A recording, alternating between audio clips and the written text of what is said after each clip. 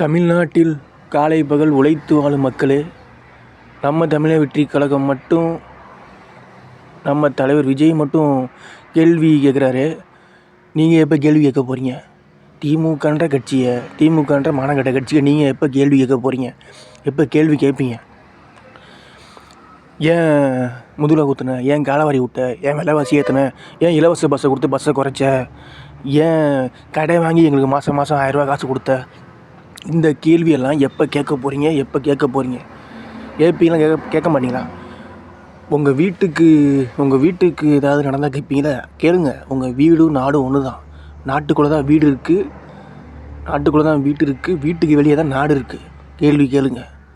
கெட்டதை கேள்வி கேளுங்க, அநீதியை கேள்வி கேளுங்க, அக்கிரமத்தை கேள்வி கேளுங்க, அநியாயத்தை கேள்வி கேளுங்க, தப்பு தவறு குற்றத்தை கேள்வி கேளுங்க. எல்லோரும் ஒன்றா சேர்ந்து கேளுங்க. திமுக மானங்கெட்ட கட்சியால் உங்களை ஒன்றும் பண்ண முடியாது. திமுக மானங்கெட்ட கட்சியால் உங்களை ஒன்றும் பண்ண முடியாது.